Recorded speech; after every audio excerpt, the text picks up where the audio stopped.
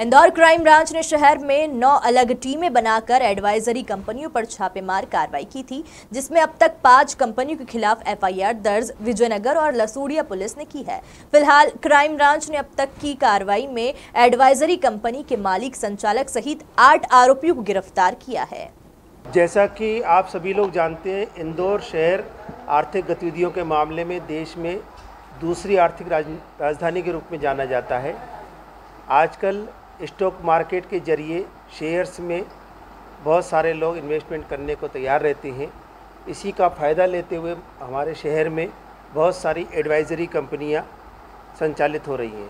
इसमें से कुछ एडवाइज़री कंपनियां बहुत अच्छा काम करती हैं और निवेशकों को वास्तव में अच्छा लाभ भी दिलवाती है इन्वेस्टमेंट करवा करके, लेकिन इसकी आड़ में कुछ चालाक और धूर्त किस्म के लोग सेबी का सर्टिफिकेट प्राप्त करके या एडवाइज़री कंपनी खोल लेते हैं और सेबी के जो रेगुलेशन है इस संबंध में उसका उल्लंघन करते हुए अपने निवेशकों की गाढ़ी कमाई को उनका डीमेट अकाउंट और यूज़र नेम पासवर्ड भी अपने पास लेकर के मनमाने तरीके से उनकी पूंजी का उपयोग करते हैं। कई बार अपने निजी उपभोग में भी कर लेते हैं और बाद में उनको बता देते हैं कि आपका पैसा शेयर मार्केट में जो लगाया था वो पूरा डूब गया है।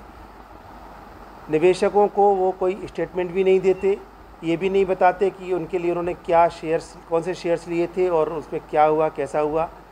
कोई उनको डिस्क्लोज़ नहीं करते किसी भी तरीके की इन्फॉर्मेशन, जो कि सेबी के नियमों का स्पष्ट रूप से उल्लंघन है। इस तरह की काफ़ी लंबे समय से बहुत सारी शिकायतें प्राप्त हो रही थी और इसमें वो लोग जानबूझ करके देश के विभिन्न हिस्सों से फ़ोन कर करके और फंसाते हैं भोले भाले लोगों को, उनकी गाड़ी कमाई को इन्वेस्टमेंट कराते हैं। इसमें मुख्यतः चंडीगढ़, पंजाब, शिमला, बेंगलोर, पूना, इस तरह से वो फंसाते हैं जिससे कि वो इंदौर से दूर हों, ताकि वो उनके विरुद्ध कार्रवाई करने के लिए ज़्यादा कुछ करने में सक्षम भी ना रहें।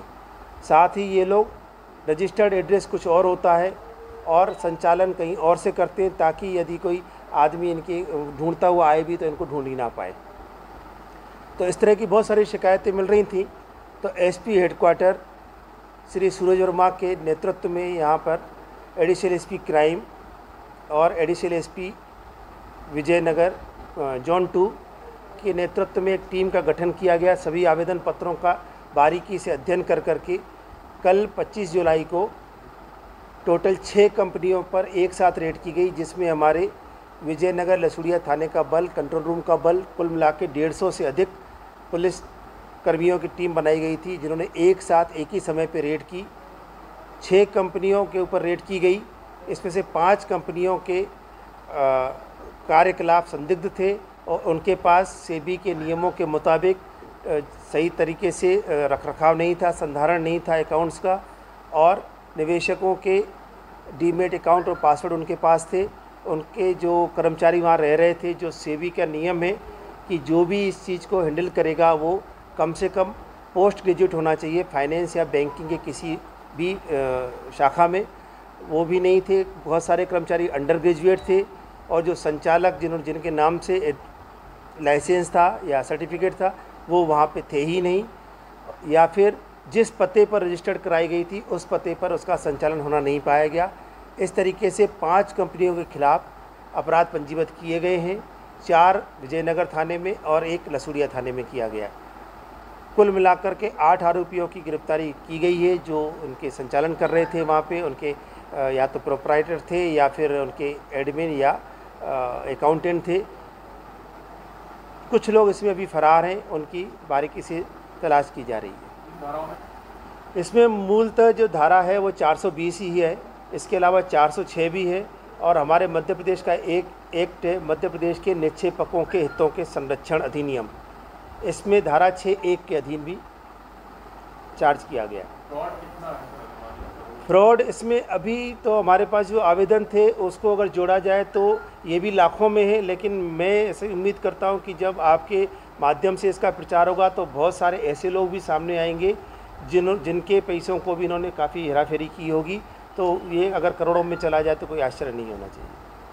इस तरह के लंबित मामले पहले भी इस तरह की शिकायत आई होगी विभाग के पास, जो अभी तक काम नहीं हो पाया। नहीं, ये चीज़ तो ऐसी है कि जैसे हमारे पास ये शिकायतें मिली इन कंपनियों के बारे में सेबी से जानकारी प्राप्त की गई।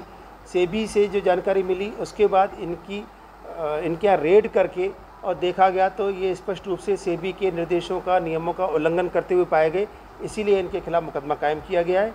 इस तरह के आवेदन पत्र लगातार आते रहते हैं और इस तरह की कार्रवाई सतत रूप से जारी भी रहेगी। ये जो लोग एडवाइजरी कंपनी चला रहे थे, वही मैंने आपको बताया जो सेबी का रेगुलेशन 2003 है, उसका जो नियम है उसके हिसाब से इनके पास एक पोस्ट ग्रेजुएट डिग्री होनी चाहिए और कम से कम 5 साल का एक्सपीरियंस होना चाहिए इस तरह की सर्विसेज का, जो कि नहीं पाया गया।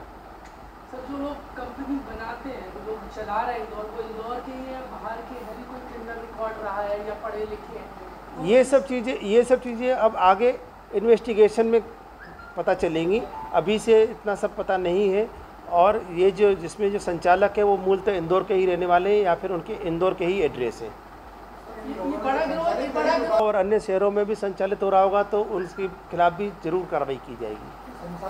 थाने में इंफॉर्मेशन देने का कोई नियम नहीं होता है, ये सेबी से लाइसेंस लेके काम करते हैं और सेबी के ही निर्देशों के अधीन काम करते हैं। जैसे कि किराएदार का देना पड़ता है, तो क्या किराएदार ये सब चीज़ें हम इन्वेस्टिगेशन में शामिल कर लेंगे, अगर इसमें भी उल्लंघन हुआ होगा तो इनके खिलाफ वो वाली कार्रवाई भी की जाएगी। लोकल पुलिस कभी कार्रवाई करती है क्योंकि उनके थाना क्षेत्र में संचालित होती रहती है? लोकल पुलिस के द्वारा ही कार्रवाई की गई है, क्योंकि हमारी अपराध शाखा को ये काम श्रीमान पुलिस महानिरीक्षक महोदय द्वारा स्पेशली नोडल अधिकारी बना के दिया गया है। तो उन्होंने सभी आवेदन पत्रों का ठीक से बारीकी से अध्ययन करके एनालिसिस कर करके सेबी से पत्राचार करने के बाद कार्रवाई की गई।